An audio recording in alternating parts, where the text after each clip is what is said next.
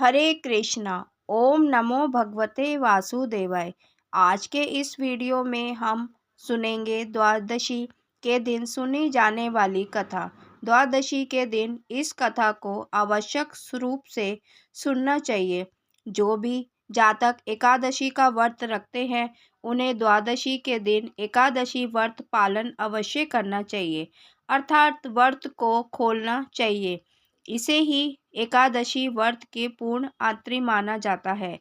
इस कथा को द्वादशी के दिन सुनने से एकादशी का पूर्ण फल प्राप्त होता है। तो चलिए शुरू करते हैं। बहुत समय पहले की बात है। अम्बरीश नाम का एक राजा जो भगवान का परम भक्त था। राजा अपनी पत्नी के साथ 12 महीने की सभी एकादशियों का व्रत पूर्ण श्रद्धा भाव से किया करता था। एक द्वादशी तिथि को पूजन व गोदान करके राजा रानी पारण के लिए जा रहे थे। तभी दुर्वासा ऋषि अपने ऋषियों के साथ महल में आए। राजा रानी ने उनका आदर सत्कार किया और बोले, हे ऋषिवर, आप सही समय पर पधारे हैं। हम अभी एकादशी व्रत का पारण ही करने वाले थे, अब भी हमारे साथ भोजन पाए। ऋषि दुर्वासा ने राजा का यह आग्रह स्वीकार कर लिया और स्नान करने यमुना तट पर चले गए। पारण का समय पूर्ण होने में केवल 1 घड़ी ही शेष थी। उनके पुरोहित जी ने उनसे कहा, राजन, पारण का समय हो रहा है। पारण समय पर ना करने से व्रत खंडित होता है और एकादशी का फल प्राप्त नहीं होता। यह सुनकर राजा असमझ में पड़ गए। उनके लिए अतिथि से पहले भोजन करना अनुचित था। हे राजन, यदि आप ठाकुर जी का चरणामृत ग्रहण कर लेंगे तो अतिथि का अपमान भी नहीं होगा और आपके व्रत का पारण भी हो जाएगा। पुरोहित जी की बात मानकर राजा अम्बरीश ऐसा ही करने लगे। तभी वहां पर दुर्वासा ऋषि आ गए। राजा को जल ग्रहण करते देख कर राजा पर क्रोधित हो गए और बोले, राजन, तुमने अपना वचन भंग किया है, इस कारण से तुम्हें दंड मिलेगा। यह कहकर उन्होंने अपनी जटा से बाल निकालकर पृथ्वी पर फेंक दिया। इससे एक भयंकर राक्षसी उत्पन्न हुई तो राजा अम्बरीश की ओर बढ़ने लगी। राजा बिना भयभीत हुए ओम नमो नारायणा मंत्र का जाप करने लगे। राक्षसी ज्वाला के समान जलते हुए राजा की ओर बढ़ रही थी।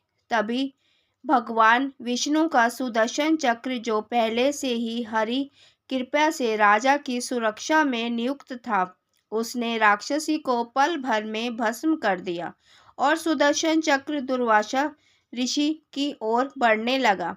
राक्षसी को इस प्रकार भस्म होते हुए और सुदर्शन चक्र को अपनी ओर आते हुए देखकर दुर्वासा ऋषि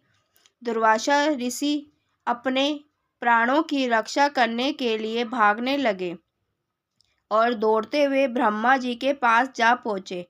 वहां जाकर उन्होंने सुदर्शन चक्र से रक्षा के लिए प्रार्थना की। तब ब्रह्मा जी बोले, ऋषिवर, इस चक्र से मैं आपकी रक्षा नहीं कर सकता हूँ। इसे शांत करने के लिए आपको श्री हरि विष्णु जी के पास जाना होगा। लेकिन जिस गति से यह चक्र आपकी ओर आ रहा है, मैं उससे प्रार्थना कर सकता हूँ कि जब तक आप वैकुंठ ना पहुँचे वह आपको कोई हानि ना पहुँचाए। दुर्वासा ऋषि अब दौड़ते हुए वैकुंठ धाम को पहुँचे। पहुंचकर दुर्वासा ऋषि भगवान विष्णु के चरणों में गिर पड़े तो दुर्वासा ऋषि ने श्री हरि विष्णु से कहा, शरणागत वत्सल, आप मेरी इस सुदर्शन चक्र से रक्षा कीजिए। तब भगवान हरि बोले, हे ऋषिवर, मैं स्वतंत्र नहीं हूँ, मैं तो भक्तों के पराधीन हूँ। इसलिए आप पुनः राजा अम्बरीश के पास जाएं, वही आपकी रक्षा कर सकते हैं। इधर राजा अम्बरीश को दुख था कि उनके कारण दुर्वासा ऋषि मृत्यु के भय से भूखे ही लौट गए।